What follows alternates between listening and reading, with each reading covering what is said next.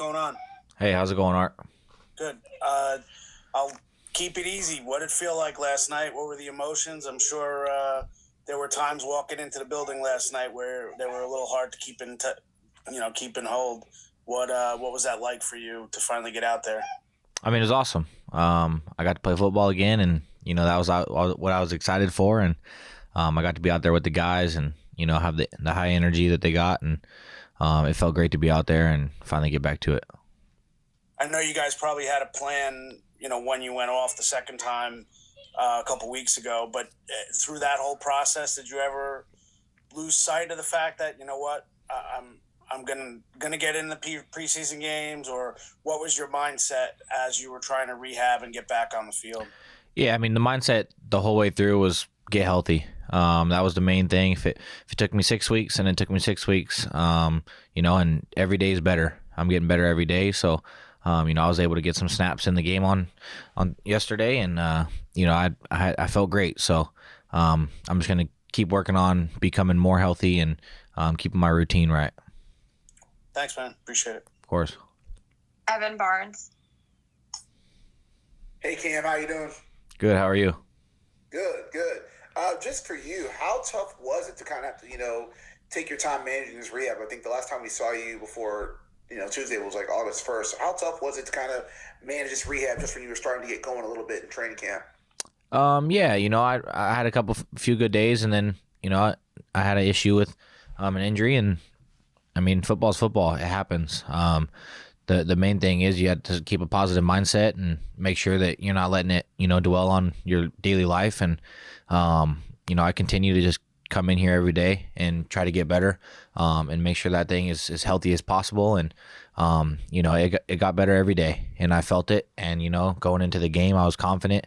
My trainers and everybody made sure that I was confident in it, and they did a great job of helping me get back. So every day I'm going to keep working at it, and, I'm going to continue to play football. And how did it feel on that first carry? I know that first carry, I think maybe you stumbled a little bit. Did the guys give you a little bit of ribbing for that afterwards or anything? Yeah, of course. Everyone, you fall on your own face. Everybody gives you a little crap for it, but the guys understand what we have as a team, and we continue to push every day, and they know that 9 times out of 10 I make that play, really 10 times out of 10. But I first carry in the league, and just getting my feet underneath me, and that one I got caught up. So it was a great experience, and I can't wait for more. Thanks, Cam. Thank you. Ryan Dunleavy.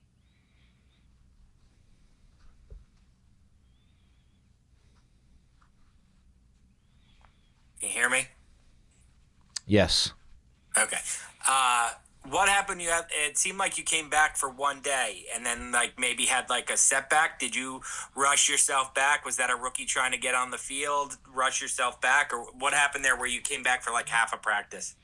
I thought I was feeling a little better. And then, something casually popped up, and, I realized I wasn't ready yet. So, we got back into the building, and we started working it again. And, time tells. And, I love the game of football, so I'm going to do everything I can to be on the field.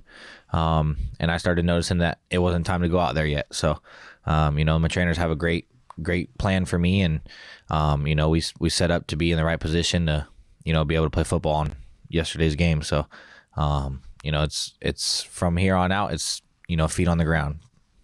Did you have any hamstring issues in college? Never once. Wow. So this is a brand new thing for you. Yes, sir. Okay. What'd you think of the way Jackson dealt this whole preseason? Not just last night, but all 3 games. What'd you think of your rookie mate there? He did great, and that whole quarterback room was awesome. This whole preseason, I think we've had the highest quarterback rating out of any team in the league for all 4 of those guys. So, Jackson played his butt off and, impressed a lot of people, and so did the other 3 guys that were playing. So I'm excited to see, the future for everybody in that room, and, see what happens. But, I'm excited for him, and I'm excited for the rest of the guys as well. The present is obviously what's important, but every Giants fan I know looked at Jackson starting the game last night with you behind him and said, like, that's what I want the future to look like? Did you guys even allow yourself to think for a minute, like, hey, this could be like years to come, this could be what it looks like? Yeah, we have our conversations, and I've talked to Russ, I've talked to Jameis, I've talked to Vito, and also Jackson. It doesn't matter who's back there, because there are going to be times where Jackson's back there with Tracy, and I'm back there with Russ, and Jameis is back there with Motor. There's going to be times where it's going to be different, and we have to understand that it takes all of us to become great, and no matter what day it is or what hour it is of the day, we got to understand that no matter who's back there, we got to make sure we're pushing, and you can't get caught in the scrutiny, and you got to live in the present. Whatever's happening right now is what's happening. Obviously there's talks, as friends, but we try to focus on the present at the moment. And then last one for you, there was one other guy in the backfield on that first play, defensive tackle who's blocking for you. What is that like, Cam, when you see Elijah back there, to have that fullback, to have a defensive tackle mindset in front of you as a fullback? What have you seen out of him in that role? Yeah, I mean, he's been great. You get 285-pound or 290-pound guy going full speed at a linebacker. I mean, we know who's going to win that most of the time. But just getting Chat riled up before the game started. We knew what the first play was going to be, and we knew Chat was going to hit somebody, and I was going to get the ball. So, I told him, like, let's go, let's take somebody's head off, and we understood that the goal was to get yards and go for vertical and be physical, and we did that. And I failed to accomplish the mission of staying on my own feet, but next time that happens, it'll be a different story. All right, thanks, Cam. Thank you. We'll take two more. Evan Barnes. Yeah, I'm just curious, since you brought up Motor, and we know that Dante Miller is Turbo. Have the running back coaches given you a nickname yet? I'm Scat. I've always been Scat since the day I got into college, and that's just something that they call me. People around the building. I'm Cam to a lot of people. My coaches and everybody call me Scat. So Scat's been the thing, since I got here. So I had said to make sure, because I know some people call Scat, but I wasn't sure that was actually the nickname they gave you in there. So just curious. Yep, Scat's been the nickname since my freshman year of college, so I'm gonna stick with that one. Awesome, thanks. Last one, Art Stapleton. Hey, Cam, we were down there in the hallway when you and Jackson came in, last night before the game, and I was just curious for you. I mean, obviously, you've been dying to get out there the last couple of weeks, and you've seen from afar, you and Jackson have gotten pretty close from what I understand. When you watch the way he's handled himself the last couple of weeks, what do you take from that as a friend, as a teammate, and maybe as somebody who hopes to be in that spotlight? You certainly were in that spotlight when you were in college. Just curious your impressions as to how he's handled the last couple of weeks when it seems like his profile has continued to grow. Yeah, I mean, just every day I come in the building, and I talk to him every morning. We're right next to each other, locker mates, and I continue to push him just like he continues to push me. And he'll make a play in practice, and I'll tell him good job, but then I'll tell him bad job for the one he messed up on. So we keep it real with each other, and just seeing the professionalness he has.